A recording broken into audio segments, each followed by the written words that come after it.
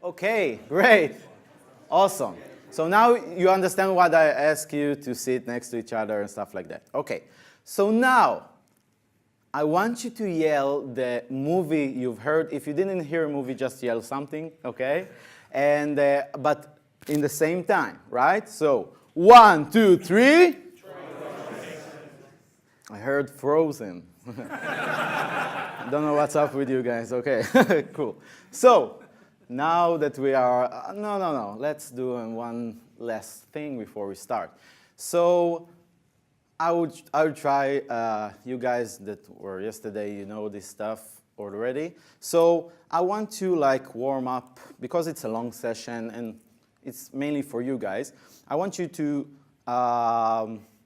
when I lower my hand, like in the lowest point, I want you to clap very politely, like in a poetry night, okay? Like, you know, like maybe you can use these, it's okay. But when I go up here, I want you to go like psycho 12-year-old seeing Justin Bieber for the first time, okay? Like yell and clap and throw brows on me, I don't care. Okay, so ready? Let's start from really, really polite, yeah, really.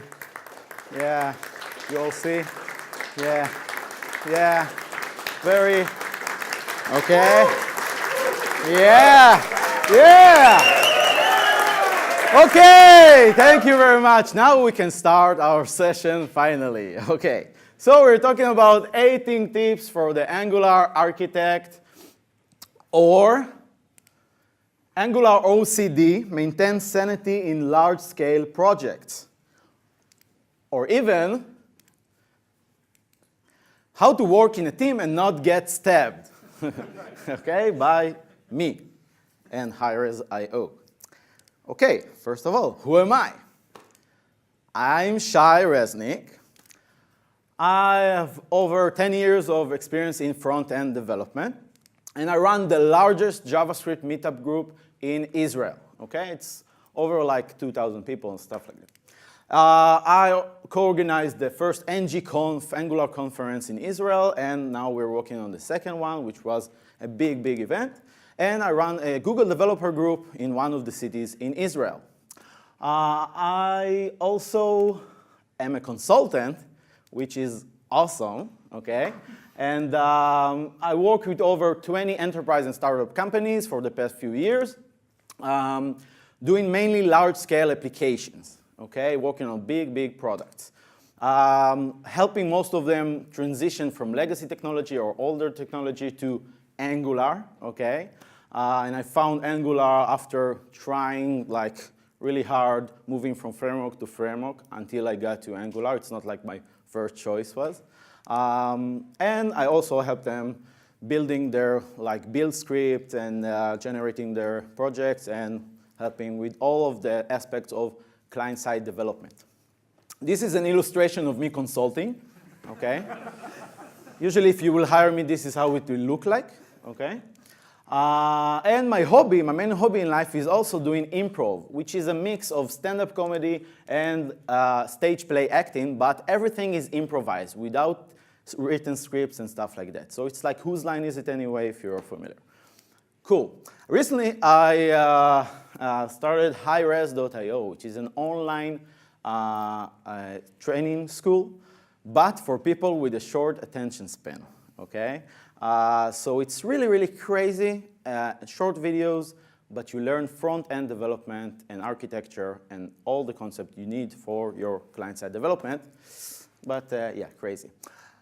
A few weeks ago, I had the great pleasure of speaking at ngConf, the largest Angular conference in the world, doing a really crazy talk, okay? Roasting all the bad features in Angular in front of the Angular team, okay?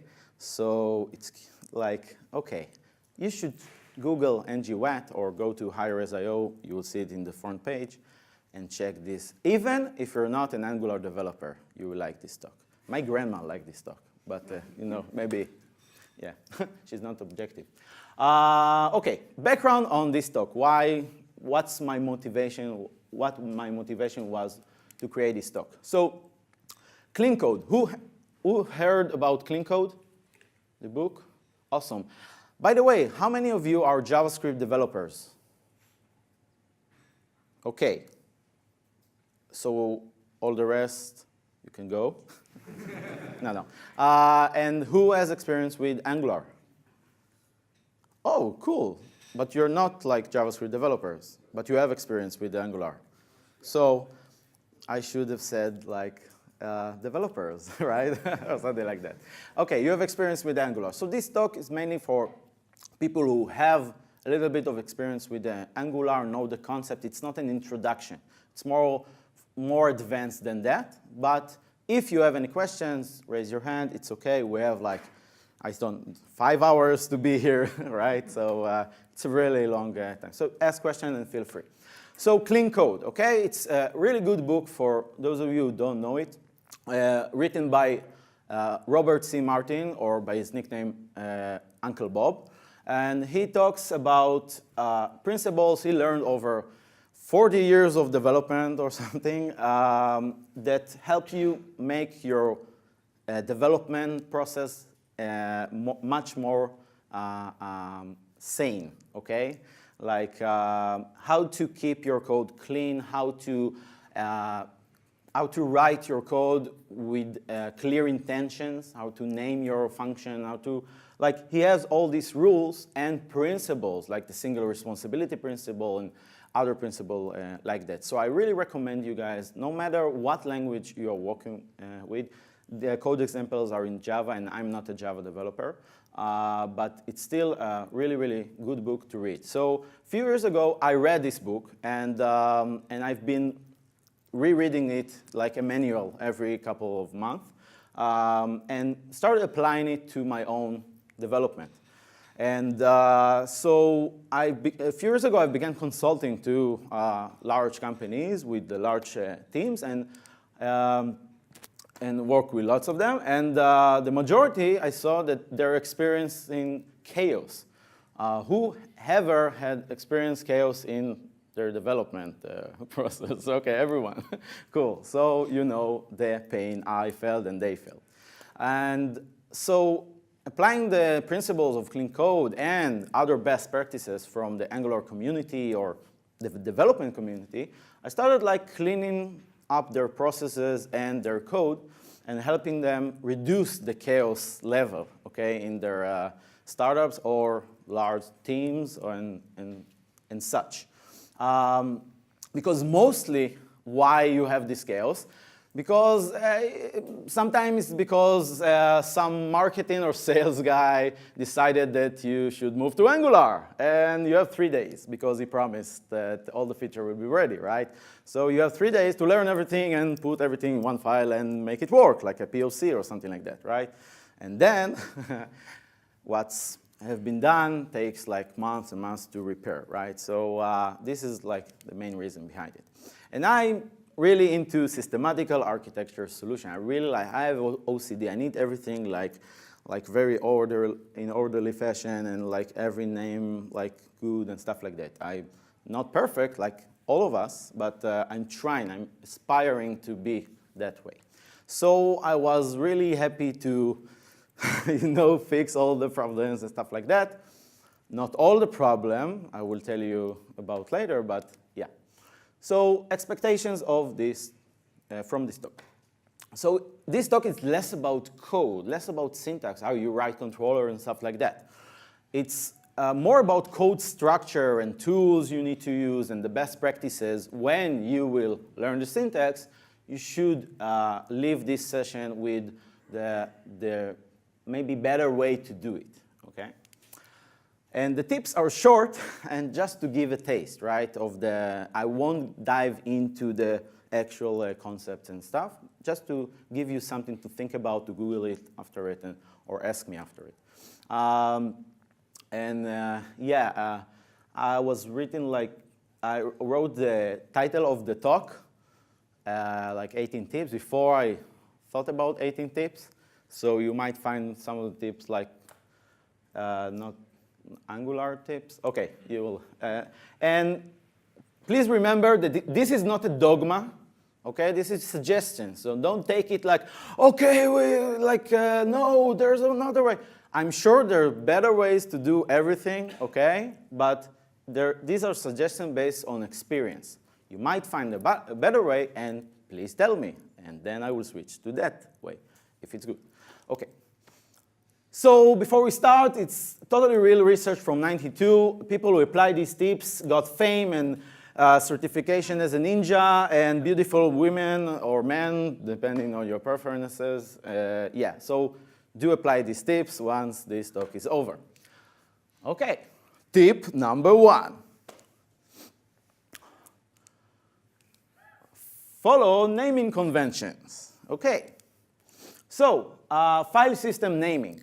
In JavaScript, most common way, when I researched, I moved from Flex development, if you know Flash and Flex development, to JavaScript a few years back, before Flex has finally, it's not dead yet, but it was beginning to die. And I researched a lot of open source projects and the naming conventions, and I found out that you should use lowercase, okay? In most of the projects I saw, they use lowercase, and you divide your words instead of camel case with dashes. And it applies also to files and folder, okay? So this is mainly, if you will see the projects I'm working on, you will see that I follow this naming convention through. And no matter if maybe you guys prefer to do camel case, which is fine. But make sure that you follow through, okay, and not do the folders in lowercase and dashes and the file name in uppercase or in camel case, because it makes it more confusing. And new developers that are joining your team can see the folder and they name the file, and you get the point, okay? So this is tip number 1. Tip number 2.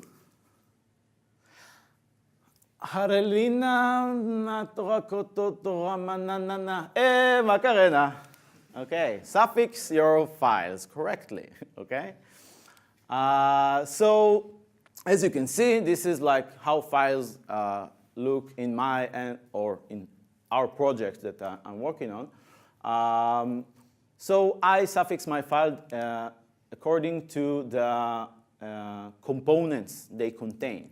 So if I have a controller, I have a CTRL or template or directive or services and stuff like that, all the components of Angular, okay? Why? Because it makes it easier to read at first sight.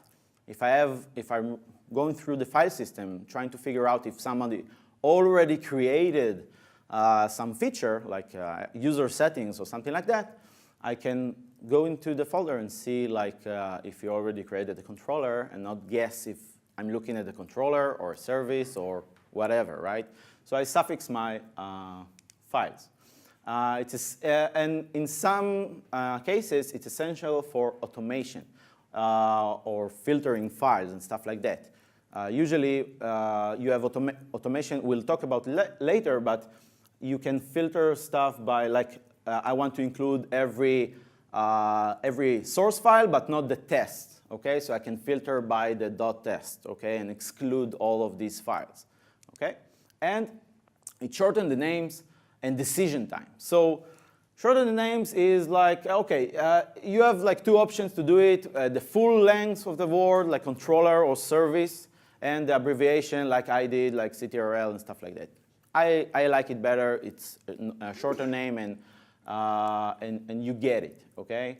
But you can, so the Angular style guide have the full name. So you can decide by your preferences. And decision time, you don't have to think every time if, wait, it's a user service, or should I add the service to the file name or not? So you have this decision time that you're investing every time you create a new file, some stuff like that. This way, you just let it go and just add the SRV whenever you need it, wherever you create it. Tip number 3. Owned.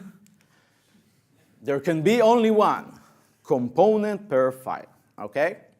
So this is a very important tip. So as you can see, I have a users controller, and I have here the controller definition. But here I deleted another needy controller definition that wanted to get in my controller file, but I left it out. Okay, so why? Before I will give an example, okay, in the start, or like in the beginning of Angular examples, stuff like that, they used to show like controllers.js or I don't know, services.js, and you have like and companies that I like helped them, they were like having like, I don't know, 3,000 lines of code of controller.js, okay? And usually they called me when something is wrong. And I then came to their shop or their company and looked at like 3,000 lines of, of controllers, or sometimes 5,000 lines of controller, and I thought to myself, maybe I shouldn't have taken this phone call. You know, it's like very frustrating. So, so this way it makes it easier to locate components. I know that I will find the user controller in the user's control, okay, file, and not like hidden inside it another needy controller or stuff like that. It keeps your files shorter, as I said, the 5,000 lines of code, you separate it. And it's less conflicts when you're working in a team on the same on the same files. When you have a giant, a biggest file, right, with all the controllers, you have much more conflicts and like to resolve in your version control. And it's easier to move file from folder to folder when we refactor stuff. You don't have to think, wait, I have two controllers here, so should it be on this feature or this feature, and stuff like that. Awesome. Tip number 4. Keep everyone together. I don't know what this guy, okay. So also in the more naive examples of Angular structure, folder structure, they have like views or controller and stuff like that. But when your app gets larger and larger and larger, it's better to keep it feature-based or component-based or whatever you want to call it based, state or whatever, section, but keep everything together. So you have the controller and its unit test, okay? And it's really, really easy in tools like Karma and stuff like that to separate the stuff, to filter out by if you add the suffix, the correct suffix. And you have the template, and you have like even the style. I will talk about later, but even the style, everything in one place. Think how easier is it to locate stuff and change stuff very quickly and not look at the giant views folder with like thousands of views to locate your stuff. Although you have like a shortcut in your IDE by the name, but you know, it prevents a lot of stuff. So it's easier to find related files. It prevents file duplication. So if someone renamed or add, I don't know, a prefix to the file, and it's the same like component that solves the same thing, right? So it's easier to see because it's in one place. It prevents folder structure duplication. So in Maven, I think you have like test and main, and you need to keep all the unit tests and all the folders, duplicate folder structure or something like that. And maybe in other projects, okay, the unit tests are separated, and you keep like, and it makes it harder to refactor stuff, okay? So this prevents it. Tip number 5, break into sections, okay? So think in sections. This is like a design tip, okay, when you think of your application. And it's more of a glimpse to the future. In the future, where JavaScript is heading to, we will use web components, okay? And it's a good time now to, when you design your application, to look at it like a bunch of components, okay? But components can be divided to two types: sections and reusable components, okay? Or just components. So here we'll talk about section. Next we'll talk about components. So sections, what are sections? Sections are describing the layout of your, like what you see in your pages, okay? So you have, if you have main pages of your website, application, web app, and stuff like that, like you have like the dashboard and the user settings, for example, okay? So you have user settings and a dashboard, okay, and each are top-level section, okay? And each one have subsections. So maybe the user settings will have a menu and a form and whatever, okay? But each should be a subsection, and that way it goes down. And I'm not talking about reusable components here because they are context-based. We'll talk about it. So these are section components. Currently in Angular, we use directives, right? In Angular 2.0, in the future, we use web components. But today, we're using directive because they had to invent something, okay, to give us this ability now, okay? So we use directive. So first, before we continue, what do I mean by that? Okay, in Angular, if you learn in Angular now, you will see a directive called ng-controller, right? Who knows about ng-controller here? Cool. Stop using it, okay? Right? It's like in the future, it will be gone, okay? So the other way, it's a little bit more like few lines of code to write, okay? But to prepare yourself better for the future, should use directives, okay? And create a directive. You have like a specific way to do it, but you create a directive that like you plant in your template, like this, user settings, instead of like a div, ng-controller, and ng-template, ng-include, and stuff like that, that better represent your intention. What is this like part, okay? And it hides, encapsulates all the like routing behind it, like which controller and which template and stuff like that. Okay, it's a little bit more to code, but it's a better preparation for the future. So this is why I wrote here use directives and not the Angular directive ng-controller, but custom directive. Okay, for your own benefit. Section are aware of context, okay? So they know which page they are in. Maybe they don't know like the parent and the parent knows them, but they are aware they can inject services that are context-wise and stuff like that, okay? Where reusable components or reusable directives should not know about your app-level services, okay? So this is the distinction. These directives must know, okay, in order to make your development time shorter.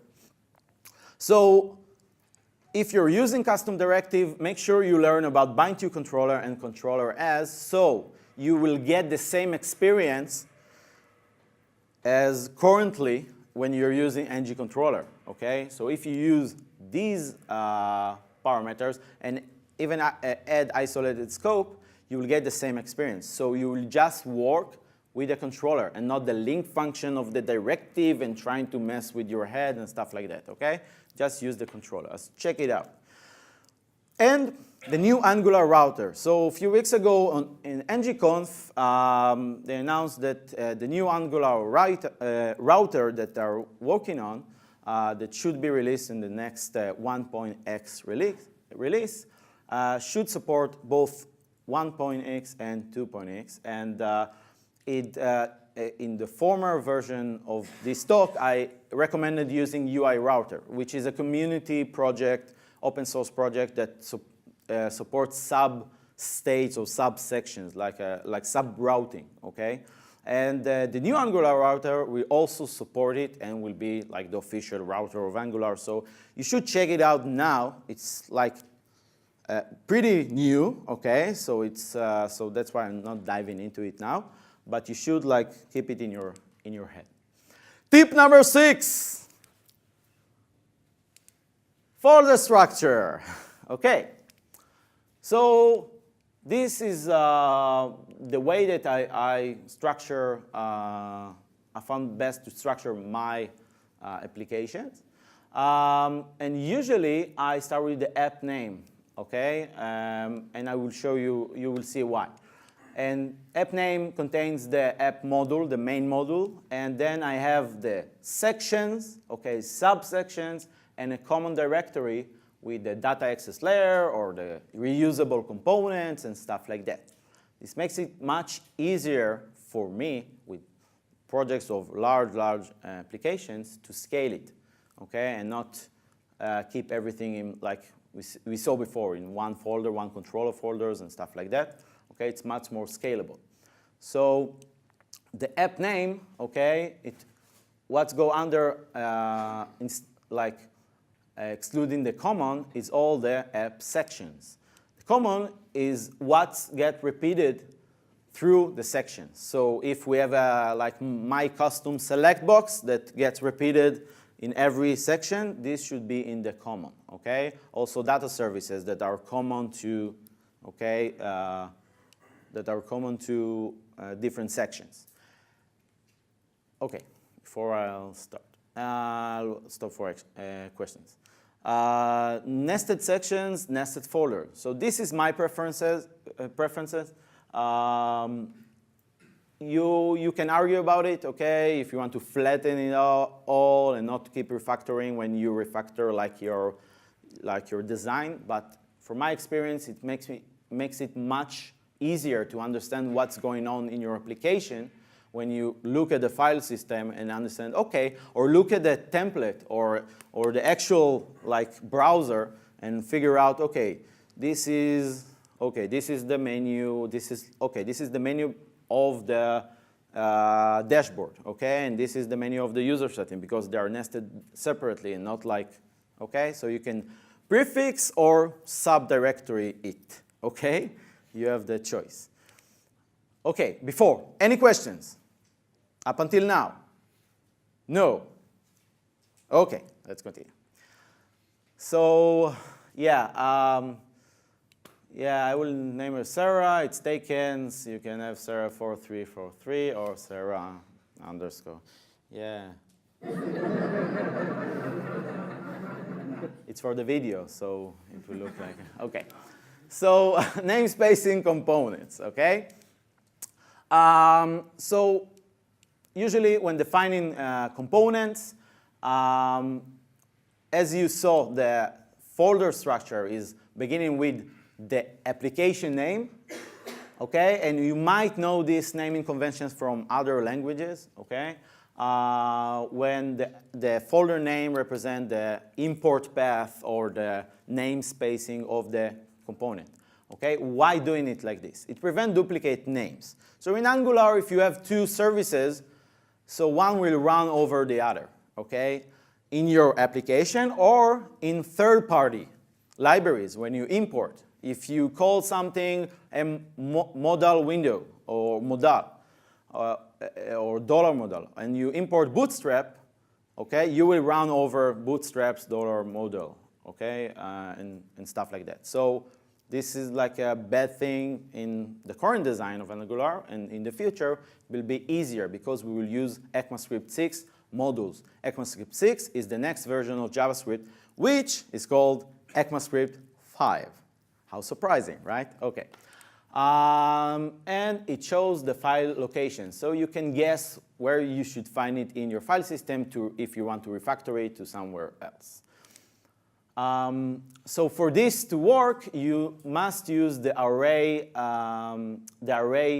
notation when you inject, or the array notation or the $inject, but you should use string names, okay, to import your stuff. If you're just using like the convenient method of just adding the function with the name, like if it's one name, it won't work. You need to use the array dependency for dependency injection. Tip number 8. Follow a style guide, okay? Wait a minute. Okay. So style guides. Who is now following a style guide now, currently? any style guide in your own language? 1, 2, 3, 4. Okay, cool. Awesome. All the rest. And like I also, until like a few months ago, didn't follow a strict style guide. Okay, and a lot of developers that I know don't follow it, and because you don't have time and all the other excuses you have for this and for other like stuff you should do in your development. So style guides. Style guides mainly talks about how much to indent your lines, how to call specific components, or how should you structure. So here you see that instead of using the function, here you see that instead of using a function as the other parameter, I use it outside. So keep this line very small. Okay, so this is another like style guide rule and stuff like that. So why using it? Okay, it keeps the team in sync. So everyone on the team write exactly the same code style. Okay, I know that you have like a crazy psychopath on your team that if you will touch his code, he will murder everyone, right? Every company have this one, so just fire him and make sure everyone is coding in the same style. You should like give up your own if you can't convince the other team members, because that way you can just fix. Like it saves you time, right? You can fix much more faster, like bugs and stuff like that. You can add more feature faster because you can read the code faster, okay? You should see the code and know what is going on, like if you wrote it, okay? And a style guide usually is a document, a single page with like a menu or something like that, that you can like follow very easily and give to any new member that joins the team to read it instead of every like, I don't know, like commit or code review explaining another rule, okay, and stuff like that. Coolness. If you're writing Angular, the most popular style guide in Angular is John Papa's style guide, which you have also Todd Moto style guide. You have two options. They're similar, but I like John Papa's better because he explained the motivation behind every rule. He gives you the why or the reasoning behind it. So it makes it much easier to follow and to understand, not just do this and I don't understand why and stuff like that. Okay. So I will share the link to the slide, and you can download. This is a link, although it's yellow. And another cool blog post, if you will Google Eddie Osmani and code style guides, sorry, or beautifier, okay, you will arrive to this amazing blog post, very long, very thorough, that explains the reasoning behind it. And he also talks about code beautifiers. So you have automatic plugins that can watch every time you save your code and make it like and follow the rules you configure before, and just reformat your code automatically to match the style guide. So it saves you a lot of time fixing and stuff like that. So code beautifiers, formatters, and stuff like that, check it out. It's really cool. Awesomeness. Tip number 9.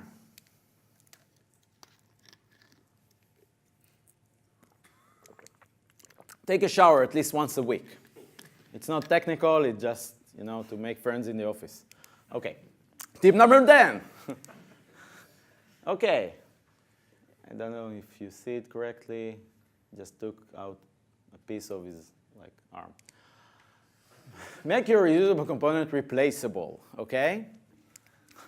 So, before we talked about sections, now we're talking about reusable components.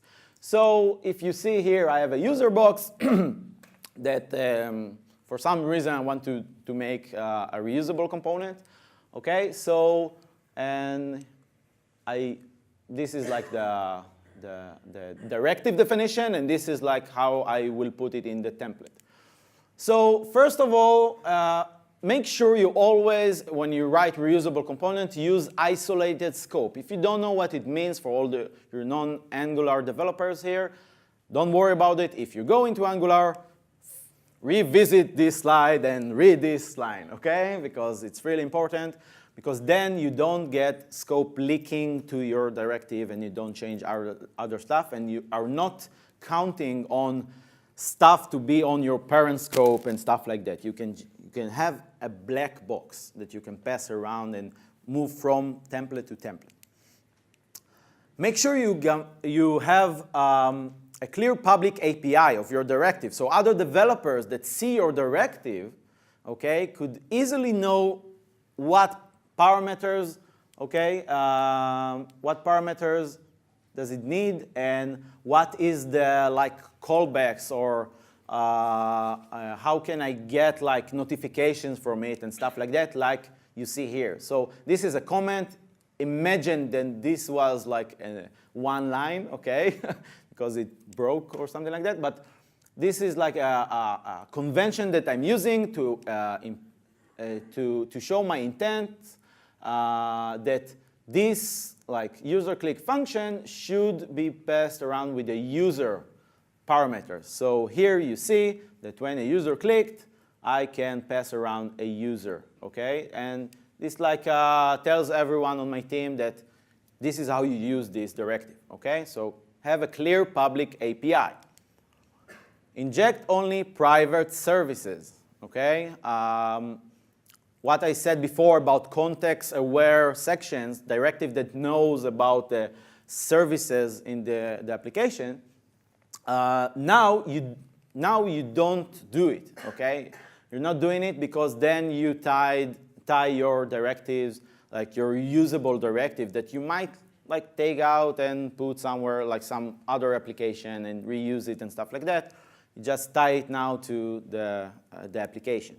So, but I do recommend using services, okay, to extend, to better modularize your controllers, your directive controllers. So what do I mean by that? If you have a large controller, the way to make it more readable, more clean code okay, is to use private services that are inside the same component folder, okay, and not in the common data access layer or stuff like that. That just extending your the controller, so you won't have a controller of 1,000 lines of code. You just will have like we do in classes and subclasses and stuff like that. Not subclasses, but spreading them out.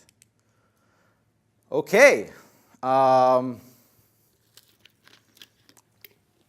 wonder if I will do this now or later. Maybe later. Okay.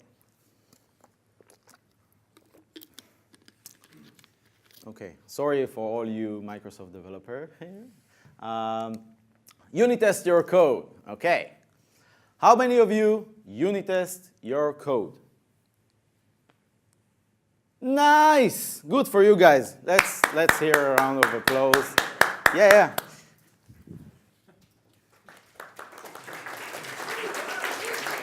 Okay, conditioning. So yeah, good for you guys. Usually when I ask this question, I get 20% or 10% of the people unit test their code. How many of you do it TDD style? Test before you write the code? Okay, half. Okay. So yeah, we'll talk about it in a few minutes. Okay, so why doing it? First of all, to become a better engineer, right? You have a lot of good reason to unit test your code, but when unit testing your code, it forces you to write cleaner code to separate your modules and separate your components and stuff like that, so you can mock them out and test them and stuff like that. So you won't have ugly code. It's better for faster bug tracking, so if a test fails, you know where to look. And if you're using how many unit test your code in JavaScript? This was the original question. Yeah, much more like other talks. Okay, cool. Okay, it's like less common, right? It's becoming more popular now, but until a few years ago, only like a few chosen ones would test their JavaScript code, okay? So now we have more libraries and more tools, okay? That also, we have Karma. It's a test runner that is written by the same guys who wrote Angular, but you can use it not only with Angular, just a test runner. And you have many frameworks. You have Jasmine, and you have Mocha, and you have lots of choices. I personally use Jasmine, okay? And on top of Jasmine, you have this project this is called Jasmine Given, which gives you a nicer, I think, a more cleaner API for your testing. And you can just use given, when, then, because normally you would use describe, it, and stuff like that. And this is your expectation. I expect that user click to be true or something like that, okay? So this gives you like much cleaner, and the other benefit to it, that it saves you a lot of code, because I won't get into it now, research about it, but you can nest stuff, and it knows the right way to run the script. So all of the given statements will run first, and then only the when, and then finally only the then. So you can nest stuff, because usually in our test, the when, like what should I do, what is the action that I'm testing, okay, usually get repeated, and what changes is the conditions and their outcome, right? So when I save the data, if it's wrong data, should get an error. If it's a good data, should get like success, okay? So, but it's the same code. Every time we duplicate the save data, save data, save data, save data, right? And our tests become larger. So this saves you that time. TDD from the start. So this is a tip I usually say, tell to clients that are starting out with JavaScript or with Angular or stuff like that. I usually tell them to first learn the API, how you do testing, okay? And then try to make it like test-driven development, okay, from the start. Write your test first, and then the implementation, okay? Write your test first, see it fails, and then write the implementation and see it passing, okay? In the start, when I started with TDD, it was mind-blowing. It was like, what the hell is going on? Like, what do I even do and stuff like that? But you get used to it fairly quickly, okay? And now it's much more easier for me to write the test, because I already like have the experience. So invest like the 2 weeks and get over like this mind-blowing experience. And if not already, if you don't have already tests in your development cycle, okay, make sure you create an incremental habit. So start with the one component. It's hard to convince managers, okay, right, to invest in unit testing once the application has already started, once you started building the application, like a few months have passed by and you don't have any tests. So how can you justify it, right? So a better way to approach it is to pick, like in every sprint, okay, or development cycle that you're working on, pick one service. Start with services. Start with services. They are easier to test, okay? In Angular, they are the most easier component to test. So start with one service, and just make sure you test only this one service, and then add more and more and more and more. Start with one guy who knows how to write tests for one service. Okay, tip number 12.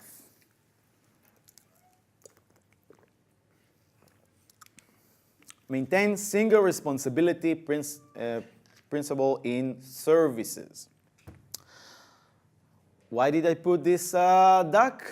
Because you should vacuum your sofa and not a duck, okay? You should maintain the single responsibility of the vacuum cleaner.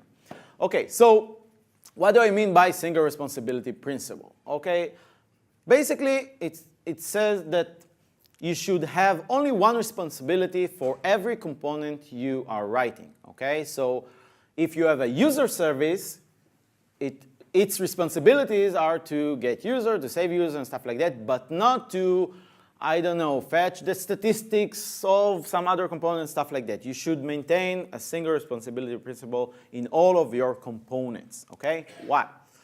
Each service wants responsibility. It's better for testing. So if you're writing unit tests, when you preserve this rule, you make sure you follow this rule, you will have much cleaner tests. Okay, you can mock out stuff better, and you can separate it to sub-services and stuff like that, and just import one service, and not like when you have like a large service with a lot of responsibilities, usually it means that you need to inject much more services to handle all of its responsibilities. And then you find yourself mocking out like 12, 15 other services when you don't need to, if you keep this rule in mind. Better for modularization, okay? You can just, you can just refactor because you have like a single responsibility, so you know that this service only handles statistics, and you can modularize it to another project and stuff like that, and don't have like the question again, okay, what should I do with this hybrid stuff and stuff like that. And it's not only for services, but it's the most common thing, okay? Because they are like the biggest repeating component in Angular. Okay.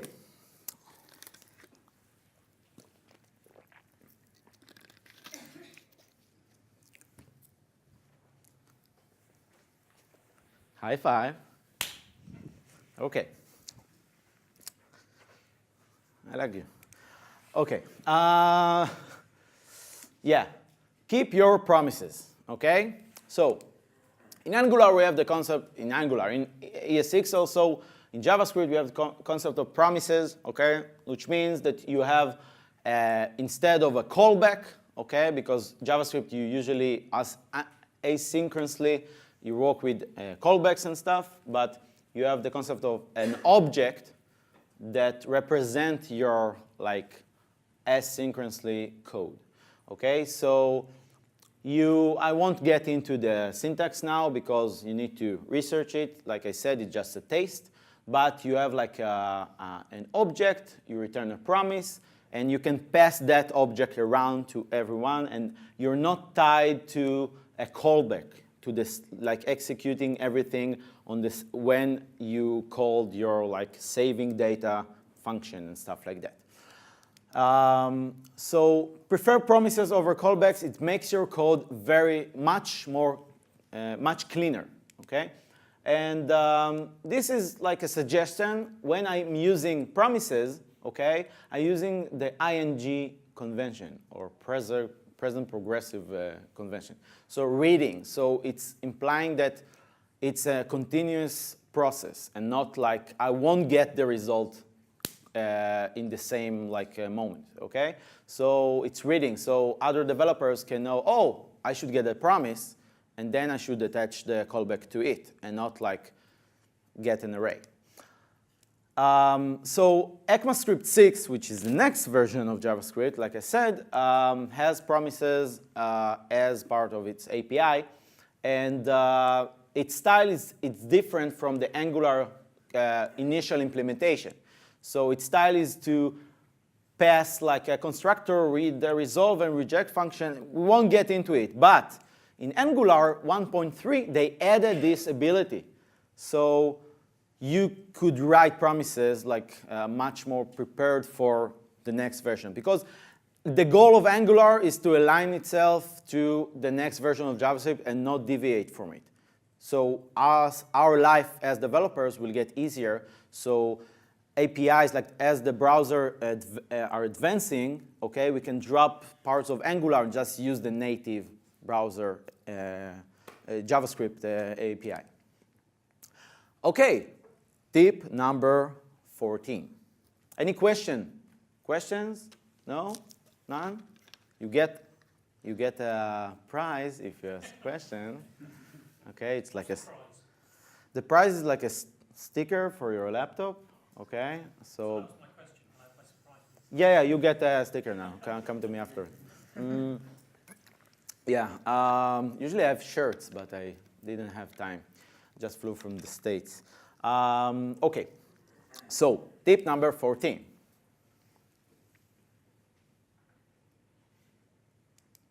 Don't stare, it's rude. Okay. Okay, tip number 15.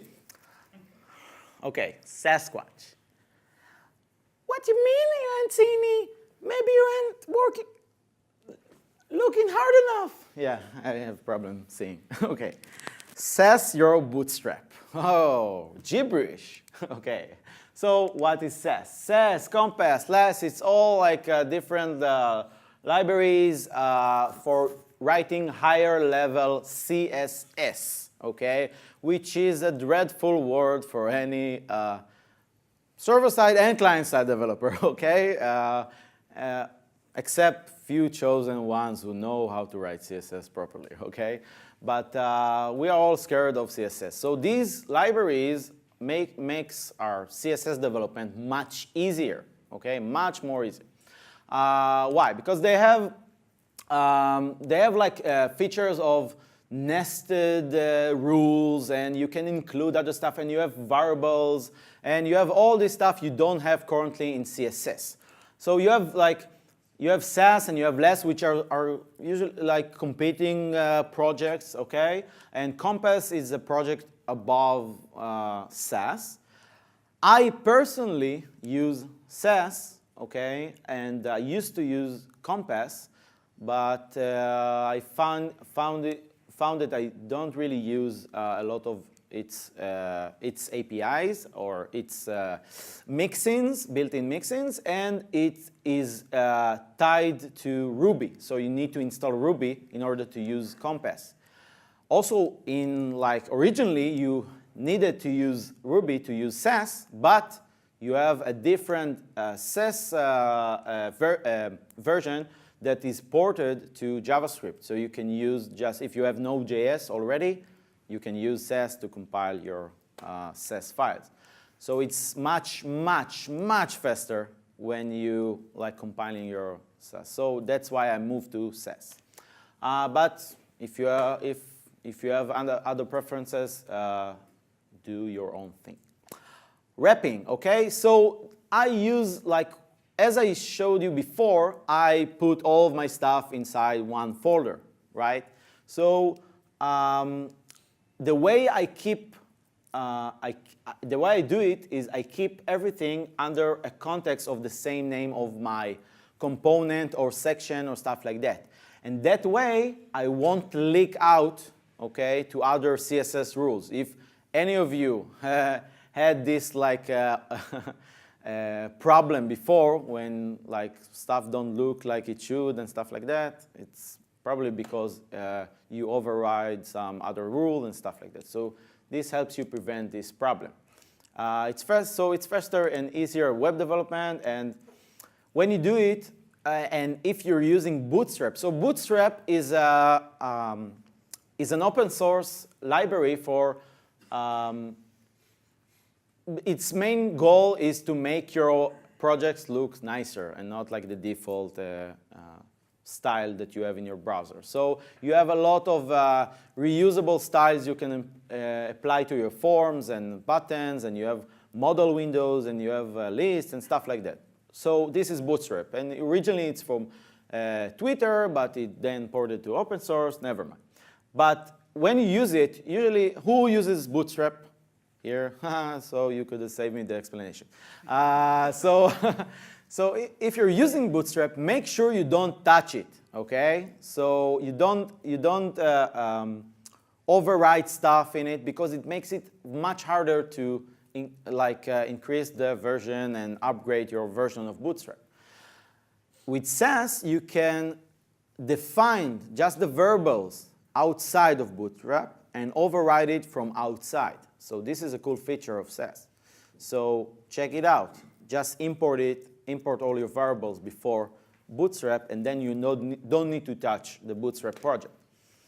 Break into small files like I showed you, a small file for each component, and then concatenate everything using like a build tool like a test manager like Grunt or Gulp or whatever.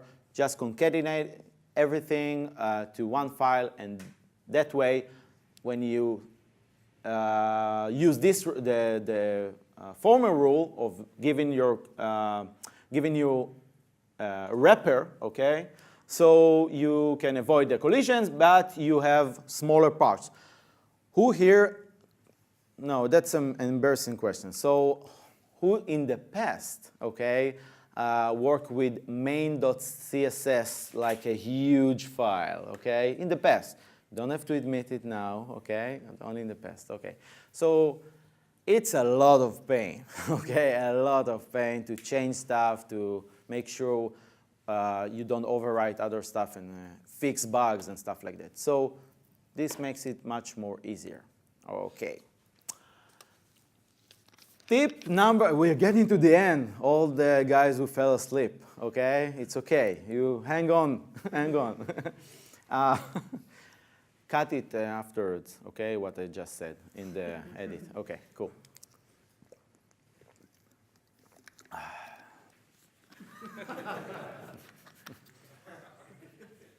Okay.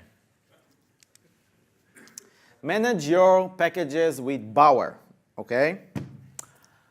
What is Bower? So Bower is a tool. Who uses Bower here? So I will explain. So Bower is a tool that manages your client-side dependencies. So if you need Angular, you can install it by using Bower. It's an open source tool, and I think it's the most popular tool currently for client-side development. We'll talk about other tools in a minute. So why using it, okay? No more manual downloading. I don't know, probably you have like in your IDE like a feature that you can maybe, I don't know if you're like you have NuGet or something like that. Yeah, right? I'm correct? Okay, cool. I'm not a Visual Studio guy. So, so you have this tool already, but this is like a cross, right? Cross operating system, cross tool. That's a command line tool. If you want Angular, you just Bower install, and you can save it. It has a Bower JSON when you configure stuff, and you just state the name of the dependency and the version number, and it just downloads, like NPM if you're using Node and stuff like that. So no more manual downloading. You don't have, for you guys who didn't like move to automatic tool and still downloading manually your files, your dependencies, stop doing it, okay? It's wrong. And it keeps your project source code lighter. Why? Because Bower download everything to a special directory called Bower components. And when you exclude it from your version control system, okay, and don't upload everything to your version control, you don't have everything in your project source, and you can exclude it from searches and stuff like that. So it keeps everything. Because I have seen projects with lots of third-party libraries inside of like directories with our own source code and stuff like that, like mixed together, and it's making it really, really harder to upgrade versions and to like check stuff. And so yeah, you can be really consistent if you're not using it, but if you're using it, you can just like give it like 3.0 and install it again, and it just upgrades. And it helps you to avoid making local changes. So this is another issue that I've seen, that developers like use jQuery and they have a bug, and just picking a random example, okay, or they use Angular and they have a bug. So they debug it, okay, and they see that Angular has a bug in their, I don't know, in their library. So they just fix it locally, okay, and then commit it. And then you find yourself resolving conflicts or stuff like that with Angular code, and you don't really need to waste your time on doing it because people shouldn't do local changes, okay, locally inside your source code. The proper way, a proper way to do it is to fork the existing third-party library. Like most of them, I think all of them will be on GitHub, to fork it, to make a fix, and then you can just point it in your Bower JSON, okay, to a specific. You don't need it to be in the main repository. You can just give it the GitHub name and the project and a specific hash of a commit, like of a Git commit. And then you can just use it like this. And you can actually send your fix to the Angular team, submitting a pull request, and then help make the world much better, okay? So yeah, so it's emotional for me. You can use Grunt plugin to make if you're using this tool, you can add like to your development process if you're using Grunt, like an auto bar install. So when you pull changes, you can, when you run your code, it will install all the dependency that you're missing. Maybe someone upgraded the version, and usually if you don't do a bar install, you will get like a broken application. Okay, NPM. NPM is the Node Package Manager, is the same thing but for Node modules, okay? If any of you know Node.js, okay, which is a server-side JavaScript language. So looking to the future, okay, when we'll use stuff like ES6 modules and stuff like that, I think keeping in mind like projects like NPM and Browserify and stuff like that, I won't get into it now, okay? Because for some of you it will be a bunch of gibberish, okay? But check it out, okay? I think this is a prediction. I think it will replace, okay, using tools like Bower in the future, okay? Because it's a much better tool. Okay. Tip 17. Build with Grunt or Gulp. Okay, what is Grunt or Gulp? Yesterday I gave a talk about it. You can watch it later in the videos, but I will do like a summary. So there are basically task runners, okay? So if you're familiar with Ant or other like old school task runners or Maven or stuff like that, it's the same, but it's written in JavaScript. So it's a modular automation tool. You can, why modular? Because it has a lot of plugins that you can just import and transform your source code, okay, and output it to a distribution folder. So you use it for your development cycle and for building your JavaScript. If you don't know why you should build JavaScript, okay, why you should compile it and stuff like that, watch my yesterday talk.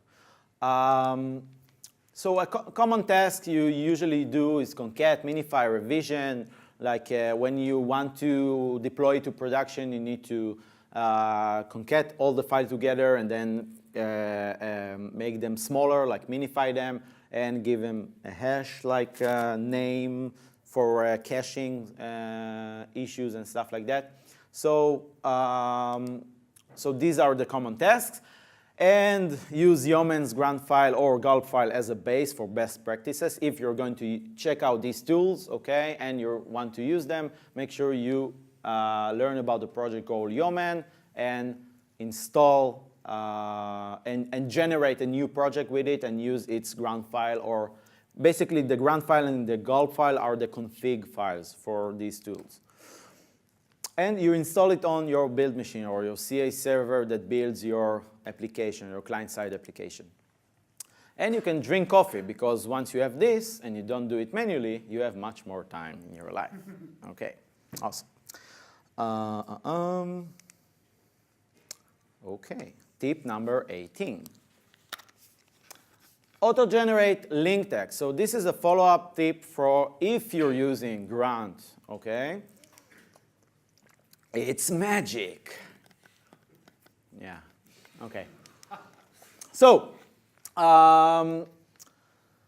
what do I mean by auto-generate link text? So, in your index.html, when you import scripts, you put like a script tag or a link tag for your CSS or JavaScript and stuff like that. And you have a plugin called include source in your Grunt file. For those of you who don't know this Grunt plugin, I just saved you a bunch of time, okay? So you will thank me later.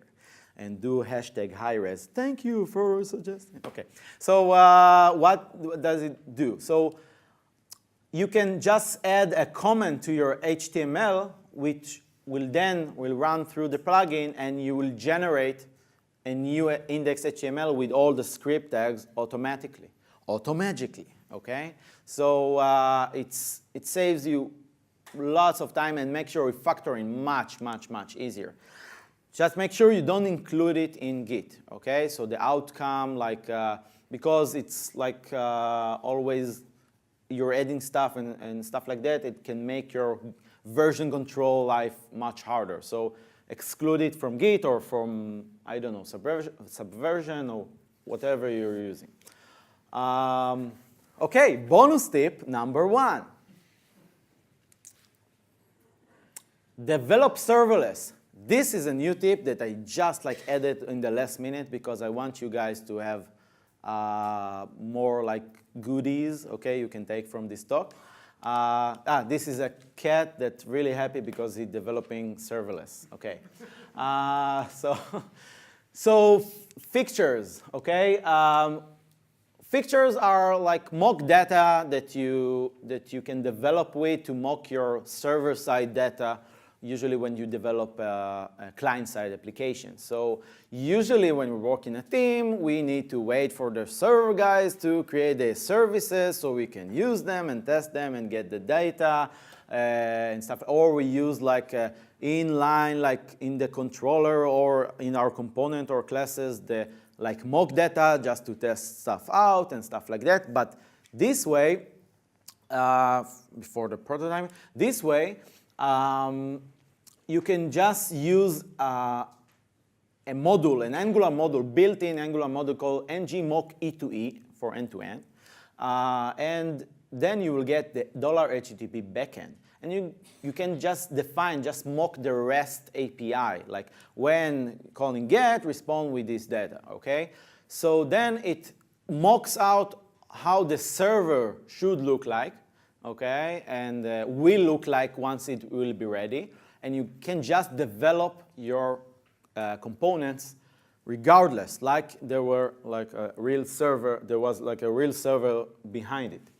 And then once the server is ready, just remove, okay, this dependency, okay, really quickly. And then you just continue working. You don't have to change all your files with the mock data and stuff like that. I started using it a few months ago, and it really, really, really helped me develop prototypes, okay, to POCs and stuff like that that I needed to show like clients, okay, you can do this stuff, but you don't have any server-side ready code. It's like I think like a lot of the time, like it's easier for client-side development to just don't do the work until the server-side is ready, right? Because it's like yeah, let's wait like 2 months until it's ready and stuff like that. But actually, prototyping is, first of all, helps us or help the company decide if we actually need to use this feature, not waste all the time developing. So there is a technique of doing it. I will like do a bunch of videos about it, how you use it in my website. Yeah, we won't get into it now. And so part of the technique is using conditional import. So you import all of the fixtures, okay, this stuff that you add like test. So you add a fixture which represent this fixture, like the mock data of this service, okay, because you have single responsibility, okay. See how it all tied together? Okay, great. So bonus tip number 2. prepare for the future. Okay? And what is the future of Angular? Angular 2.0. Okay? So, oh my God, Angular 2.0. So why, why do I mean by that? Anyone, okay, so most of you aren't, like half of you aren't Angular developers, so I will tell you a short story about Angular 2.0. So 6 months ago or so, I think, there was a big conference in France called NG Europe. And in NG Europe, the core team of Angular announced they are going to build Angular 2.0, the next long-awaited version of Angular. But they wanted, as a joke, to show how you, like, every bad decision they make in Angular 1 is gone. So they just show every feature of the current version with a tombstone, okay, saying, okay, we're going to kill the controllers. We're going to kill the services. We're going to, no, they didn't say like that, but it was like with a lot of explanation. But the reaction after this conference was like explosion on Twitter, and like I got like I was getting like phones from scared clients, you know, like oh yeah, no, they were joking, you know, it's no don't go back to GWT, no, yeah.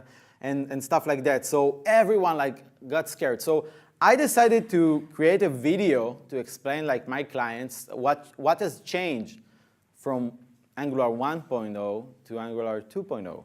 So I want to show you this video, okay? Just to help them relax.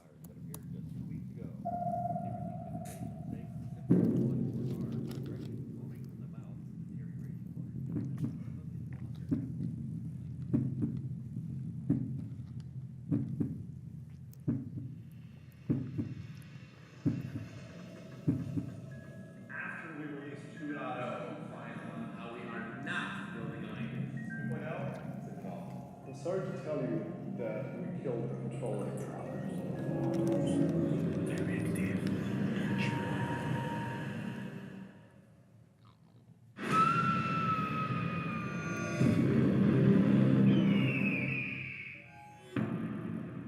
They've killed them all.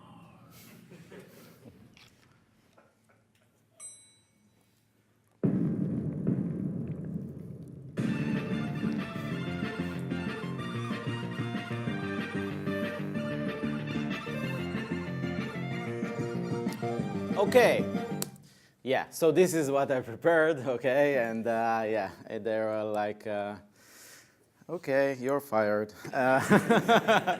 And yeah, so a lot of fear and confusion around this like joke that they tried to make. I was supposed to do a bit on it on my roasting talk in the ngconf, but I didn't have a lot of time. So let's talk about how to prepare for the future. So, oh, sorry. Yeah, my mistake. Okay, don't mind it. It's the, yeah. Okay, so let's just talk on this side, okay, on the future of Angular. So Angular 2.0. So they will change a few like interfaces and stuff like that, but the good news is today we can prepare ourselves, okay, for those changes, okay? It's not that hard. So it's just a matter of preparing our syntax, okay, differently, okay? Like I said before, with the components, just adding a few lines of code, and the transition will be much easier. And the fact is that Angular 2.0 will be much more easier, and will be complying with the ECMAScript 6 API, so it's much better, okay, direction for the future. So we need to make sure that once we will migrate, okay, because we will have to in a few years, I don't know, depending on the scale of the project and I don't know how big is the team, we'll need to prepare ourselves. So another thing we can do is to transpile or compile, okay, to ECMAScript 6 now, ECMAScript 5 now. What do I mean by that is you can write already now ECMAScript 6 code using modules, using classes, using stuff you don't get now in JavaScript, and just run Grunt plugin that transpiles all your code into ECMAScript 5, so browser can understand it. Okay, and you can use tools like Tresor or Babel. Okay, recently it was 6.5. They changed the name to Babel.js. Okay, check it out. And you can even try stuff like that APIs from ES7, okay, and stuff like that. Also, transpiling from TypeScript. So a few weeks ago in ngconf, they announced that they are going to transition to TypeScript, okay? They first thought about creating a higher level language called AdScript. They changed it to comply with TypeScript. They're working with the Microsoft team together, and Angular 2.0 will be written in TypeScript. So it's a good thing to start thinking about TypeScript and start transpiling or compiling your code, your JavaScript code from TypeScript to JavaScript already now, okay? You can just play with it. You don't have to replace all of your code. You can just do it incrementally, okay? And to do it incrementally, you have two methods to do it: inside out, outside in. I won't get into it, don't have a lot of time. So make sure if you do it, you watch the keynote from ngconf of Brad and Igor. They're explaining it much further. But basically, it means that you can either, using the new Angular router, you can start migrating your code, like taking your Angular 1.0 1.x application and just add Angular 2.0 code in separate components, okay? So you will have like a hybrid application. Then bit by bit, you will migrate everything to 2.0 when the time comes. And you can start differently and get a Angular 2.0 application and include stuff from 1.0. or 1.x, okay? This is the gist of it. Okay, if you want to learn more, I have a free course on highres.io, okay, that help you preparing. I'm warning you, it's the craziest online tutorial you will ever see, okay? So if you're, if you're on medicine or something like that, okay, don't view it. But yeah, I can assure you. And if you like it, write it, tweet it, and stuff like that, share it. Cool, bonus tip number 3. At the office, stay away from this guy. Or this guy. But definitely that guy, right? Okay, cool. Just leave you with the long life tips, okay? Thank you very much. Thank you. This was the session for today, okay? Any questions? Now, you will get a sticker. Yeah. What's your take about how is your average of end-to-end tests and unit tests? How do you handle them both? Because sometimes you can have a lot of complications. So end-to-end test is a subject that a lot of companies want to do but don't do it, okay? What my recommendation is to start with sanity tests, like smoke tests, like making sure you have one component in your page and start with that, okay? Focus on your unit test, but start with a sanity test. I even add it to my Git push pre-hook, right? Before I get so I won't push bad code or breaking code. And it's a whole process and stuff like that. But usually I recommend start with that. And from there, only the main user stories of your products, okay, write end-to-end tests for that. But focus your efforts on unit testing, okay? Come to me after it, you will get, and yeah, another question. Hey, how are you? Thanks for the talk. Thanks. Am I correct in assuming that the big uproar with regards to the 2.0 transition was the fact that they said that they were not going to support the previous versions for more than So let me repeat the question. If because I didn't hear the start of your question. Can you repeat like only the first part? I think the big fuss about the transition to 2.0 with the fact, not that they're breaking stuff or they're moving away from the 1.x characteristics, but the fact that they're not going to support anything for more than 18 months. So Yes. So what? Right? Okay. So what the question was for the video is like the big fuss about Angular 2.0 is that they're not going to support like more than 18 months from now the 1.x, and you have large companies like monsters who have like 5 years of development cycle and stuff like that, and they worry that if they invest in Angular now, it won't be supported like 5 years from now. So what they said at ngConf, which is I think a really smart move, is that they're going to support it not like with a limited time, okay? They're going to support it. They have like a dedicated team for it until the statistics, okay, and the community will tell them otherwise. So they are measuring how many people are getting into the, so they have a new separate website for Angular 2.0, angular.io. They are leaving the JS, okay? They are leaving out the JS, so it will be now only Angular, okay? So if you go to angular.io, you will see the Angular 2.0 like documentation and stuff. And they're measuring how many people are going into the older site and how many people are going to the new site, and sharing the statistics and asking the community, okay, do you think this is, so this is a good point to drop it or something like that. And they said that once it will be lower than a really, really small percentage, like we have with Explorer 6, thank God that we don't use it anymore, but like this part, so they will need to drop it eventually, right? But they are really, after the NG Europe announcement, right, they took a lot of heat about it, so they made sure they will support it, and they made sure that people could relax about it and not worry, because they were joking, like trying to make a point that moving to 2.0 quicker will be better, okay? So yeah, thank you. Anyone else? Okay, thank you very much. Thank you.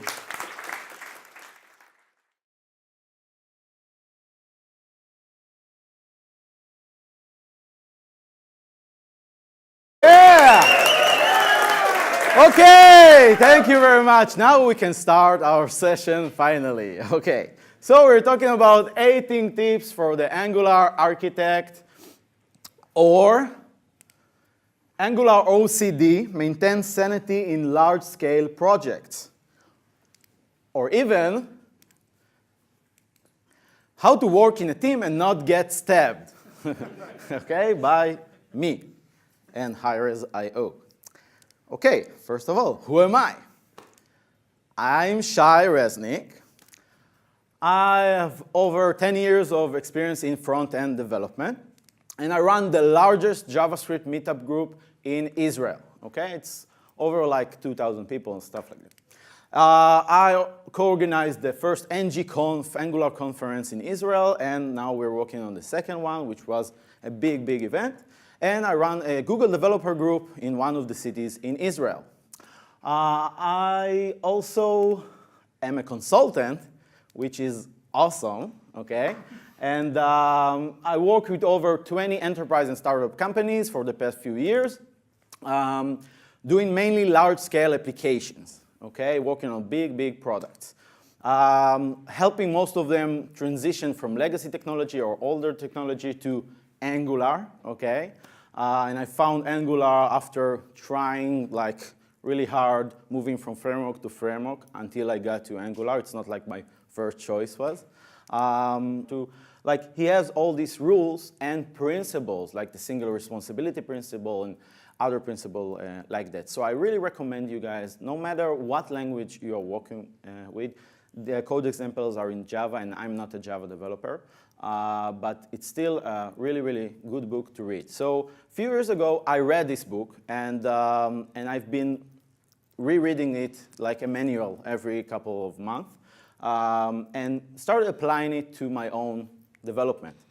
And so a few years ago, I began consulting to large companies with the large teams, and and work with lots of them. And the majority, I saw that they're experiencing chaos. Whoever had experienced chaos in their development process? Okay, everyone. Cool. So you know the pain I felt and they felt. And so applying the principles of clean code and other best practices from the Angular community or the development community, I started like cleaning up their processes and their code and helping them reduce the chaos level, okay, in their startups or large teams and such. Because mostly why you have this chaos, because sometimes because some marketing or sales guy decided that you should move to Angular, and you have 3 days because he promised that all the feature will be ready, right? So you have 3 days to learn everything. And I also help them building their like build script and generating their projects and helping with all of the aspects of client-side development. This is an illustration of me consulting, okay? Usually, if you will hire me, this is how it will look like, okay? And my main hobby in life is also doing improv, which is a mix of stand-up comedy and stage play acting, but everything is improvised without written scripts and stuff like that. So it's like, whose line is it anyway, if you're familiar? Cool. Recently, I started highres.io, which is an online training school, but for people with a short attention span, okay? So it's really, really crazy, short videos, but you learn front-end development and architecture and all the concepts you need for your client-side development. But yeah, crazy. A few weeks ago, I had the great pleasure of speaking at ngConf, the largest Angular conference in the world, doing a really crazy talk, okay? Roasting all the bad features in Angular in front of the Angular team, okay? So it's like, okay, you should Google ngWet or go to highres.io, you will see it in the front page, and check this. Even if you're not an Angular developer, you will like this talk. My grandma liked this talk, but you know, maybe, yeah, she's not objective. Okay, background on this talk. Why? Okay, great. Awesome. So now you understand why I ask you to sit next to each other and stuff like that. Okay, so now I want you to yell the movie you've heard. If you didn't hear a movie, just yell something, okay? And, but in the same time, right? So 1, 2, 3. I heard Frozen. I don't know what's up with you guys. Okay, cool. So now that we are, no, let's do one last thing before we start. So I would try, you guys that were yesterday, you know this stuff already. So I want to like warm up, because it's a long session and it's mainly for you guys. I want you to,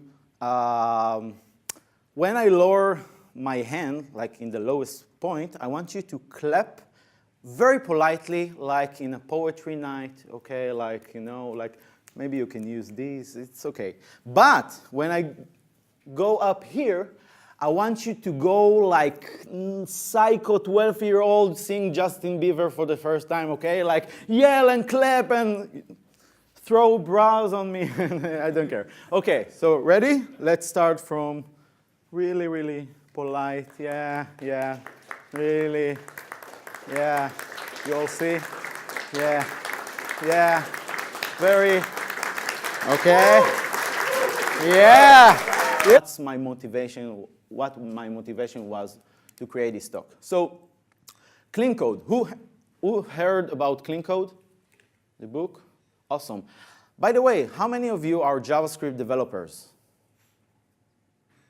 Okay, so all the rest, you can go. No. And who has experience with Angular? Oh, cool.